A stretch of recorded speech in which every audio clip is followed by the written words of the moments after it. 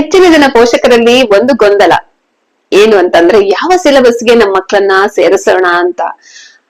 ಒಬ್ರು ಹೇಳ್ತಾರೆ state, no no no, ICSE ವಾಹ್ ಗ್ರೇಟು, CBSE ಓಕೆ ಓಕೆ. ಹಾಗಾದ್ರೆ ಯಾವ್ದು ಗ್ರೇಟು?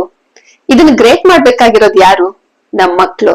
ಸೊ ಹಾಗಾಗಿ ಮೊದಲು ನಾವು ತಿಳ್ಕೊಳ್ಬೇಕು ನಮ್ಮ ಮಕ್ಕಳ ಆಸಕ್ತಿಯ ಕ್ಷೇತ್ರ ಯಾವುದು ಅಂತ. ಅವರಿಗೆ ಮ್ಯಾಥ್ಸ್ ಡಿಫಿಕಲ್ಟ್ ಆಗ್ತಿದೆ, ಸೈನ್ಸ್ ಡಿಫಿಕಲ್ಟ್ ಆಗ್ತಿದೆ ಅಂತಂದ್ರೆ ನೋಡ್ಬೇಕು, ನಮ್ಮ ಆರ್ಥಿಕ ಪರಿಸ್ಥಿತಿನ ವಿಚಾರ ಮಾಡ್ಬೇಕು. ಸ್ಕೂಲ್ ನಮ್ಗ್ ಹತ್ರದಲ್ಲಿ ಇದೆಯಾ ಅಂತ ತಿಳ್ಕೊಬೇಕಾಗತ್ತೆ.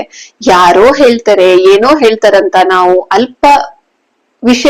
ಸ್ವಲ್ಪ ವಿಷಯವನ್ನ ತಿಳ್ಕೊಂಡಾಗ ಮಕ್ಕಳ ಭವಿಷ್ಯಕ್ಕೆ ನಾವು ಒಂದು ಕುತ್ತನ್ನ ತಂದಾಗತ್ತೆ. ಸೊ ಹಾಗಾಗಿ ಈ ಸಿಲೆಬಸ್ ಗಳ ಬಗ್ಗೆ ಗೊಂದಲ ಬಂದಾಗ ಫಸ್ಟ್ ನಾವು ಅರ್ತ್ಕೋಬೇಕಾಗಿರೋದು ಅದರಲ್ಲಿನ ಬದಲಾವಣೆಗಳು, ಅದರಲ್ಲಿನ ಚೇಂಜಸ್ ಗಳು, ಅದರಲ್ಲಿನ ವ್ಯತ್ಯಾಸಗಳೇನು, ಹೇಗಿರುತ್ತೆ.